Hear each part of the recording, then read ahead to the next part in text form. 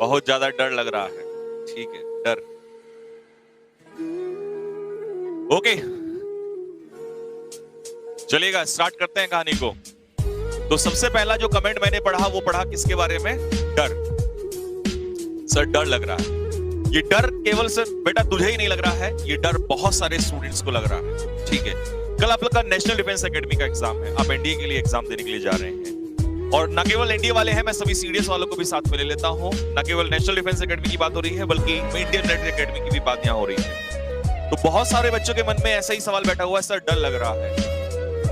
2-3 question पूछूंगा मैं आप लोगों से, मुझे जवाब देते रहिएगा साथ के साथ, and be active with me. ठीक है, जंगल का राजा शेर का कहलाया जाता है। सर शेर से अगर बहुत सारे एनिमल्स को मैं कंपेयर करूं तो हाथी का साइज शेर से बड़ा होता है, छोटा? जल्दी से जवाब दो मुझे फटाफट। शेर से साइज जो है हाथी का बड़ा होता है, बड़ा होता है सर। चालाक उससे ज्यादा कौन होती है? लोमड़ी होती है सर, बड़ी होती है, सॉरी चालाक लोमड़ी होती है। सर साइज में अगर और कंपेयर करोगे तो जिराफ बहुत बड़ा होता है सर, हिप्पोपोटामस और भी ज्यादा बड़ा होता है सर। ज्यादातर अगर हम एनिमल्स को देखें सर, शेर उड़ भी नहीं सकता, उसके पास कोई ऐसी पावर भी नहीं है। लेकिन जब बात करते हैं कि उसकी लाइन ही जंगल का राजा क्यों है, शेर ही जंगल का राजा,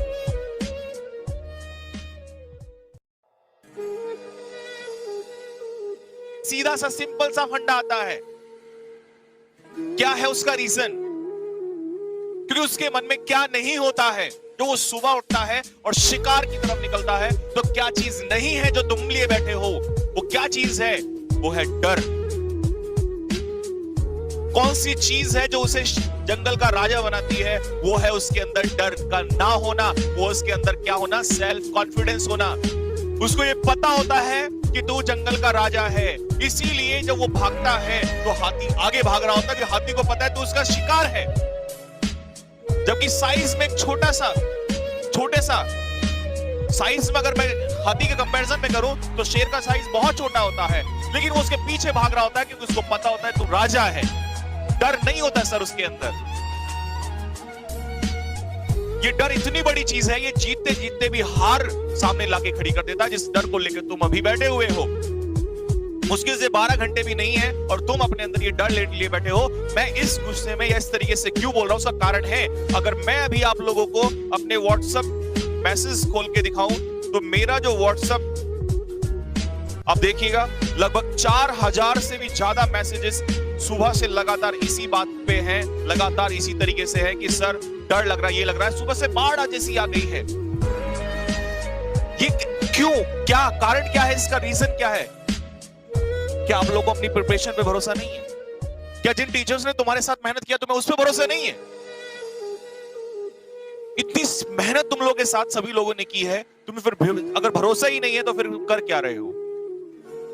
इस डर को निकाल दो। मैं आपको पहले ही बता रहा हूं, अगर इस डर को लेके चलोगे तो कुछ नहीं हो पाएगा। किस चीज का डर है? चीजें तो सारी वही आनी है जो पड़ी हुई हैं आप लोगों ने। क्या आपको ये नहीं पता कि आपने रात के 2-2 बजे तक भी बैठ के मैराथन ली है, 2-2 बजे तक बैठ के पढ़ा है, 12-12 घंटे याद नहीं है आपको? फिर भी इसके बावजूद भी डर लग रहा है और तुम चाहते हो कि इस डर में अपना सब कुछ बर्बाद करके आ जाओ।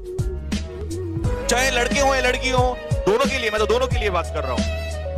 चाहे कोई फर्स्ट अटेम्प्ट दे रहा है या कोई सेकंड अटेम्प्ट दे रहा है। और ये सच्चाई है कि तुम अपना जो एग्जाम लूज करने वाले हो सिर्फ डर की वजह से। ध्यान रखिएगा, if you want to be a king, अगर तुम्हें किंग बनना है तो ये डर तुम्हें अपने अंदर से निकालना पड़ेगा। अदरवाइज साइज, मैंने पहले भी कहा है, size and age don't matter. आपका साइज और एज मैटर नहीं करता है टू बी अ लीडर।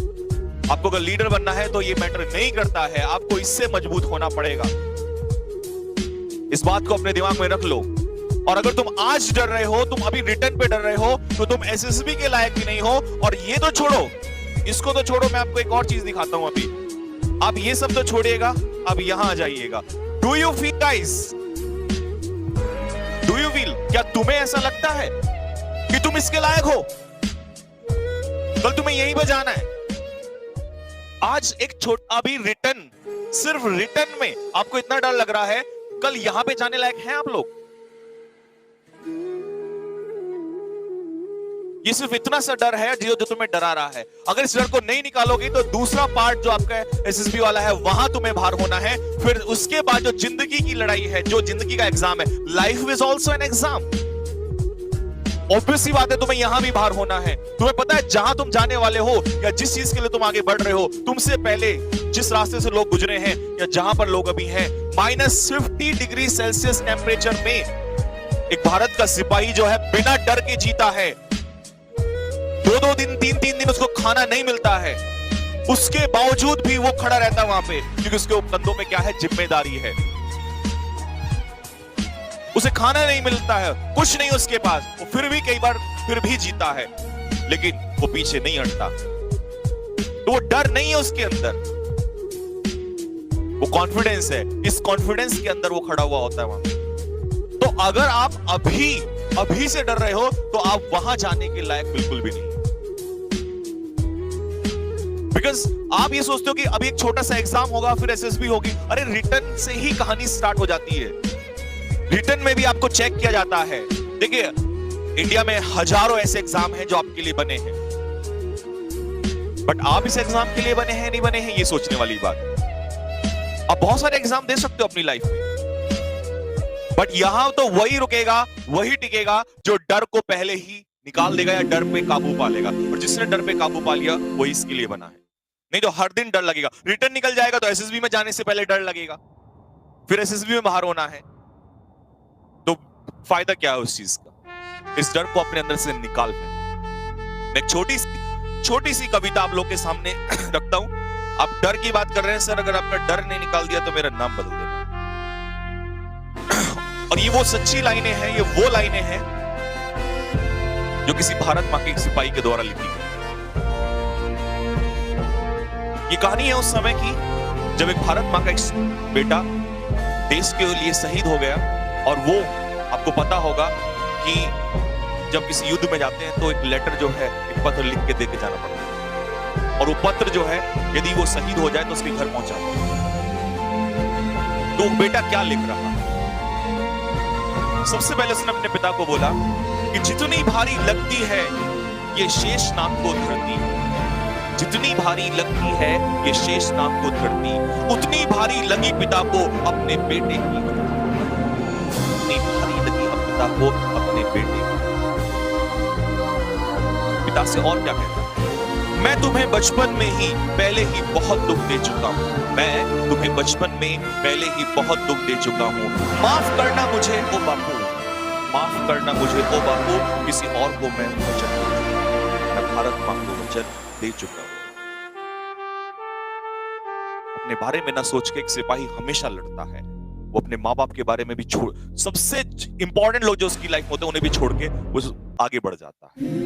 वो कभी नहीं सोचता, क्यों? उसके अंदर डर नहीं है, उसके अंदर कभी डर नहीं आता है। आगे सुनो।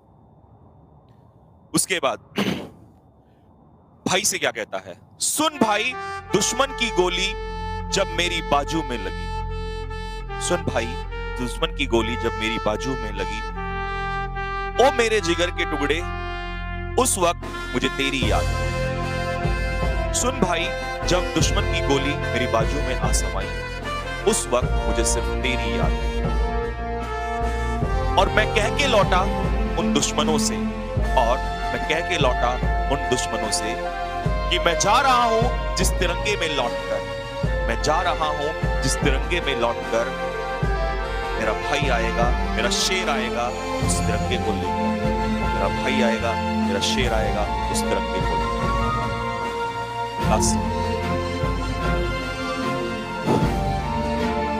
अपनी सिस्टर के लिए क्या कहते हैं?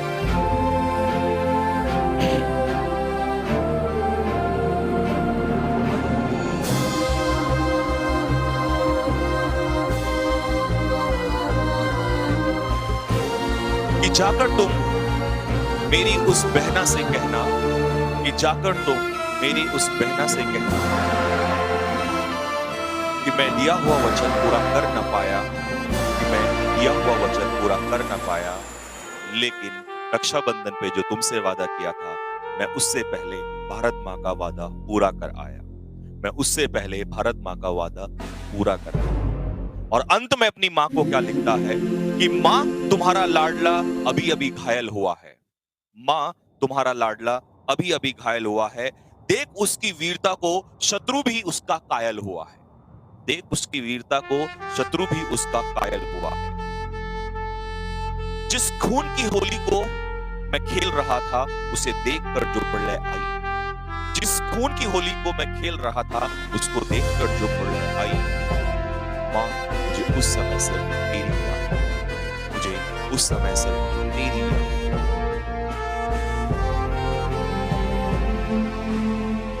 ऐसे हजारों एग्जाम्पल होंगे जिन्होंने अपनी शहादत इस देश के लिए, जिन्होंने हजारों बार लड़ाइयां लड़ी और उनके अंदर कभी डर नहीं था।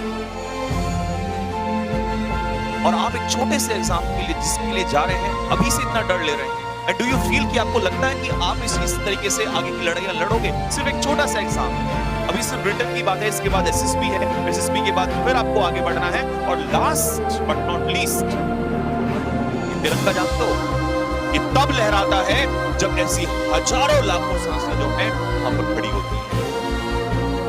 हम अपने कंफर्टेबल जोन, ये कंफर्ट से बाहर खड़े होकर वहां खड़े होते हैं। इस -50 डिग्री सेल्सियस टेम्परेचर में सांस लेना भी मुश्किल होता है, लेकिन फिर भी वहां बहादुरों की तरह खड़े हुए। क्यों? क्योंकि उनके अंदर क्या नहीं है, उनके अंदर डर नहीं है। और तुम जिस डर को लेके जी रहे हो, क्या आपको लगता है कि आप उस तिरंगे को लहरा पाओगे वहां पर?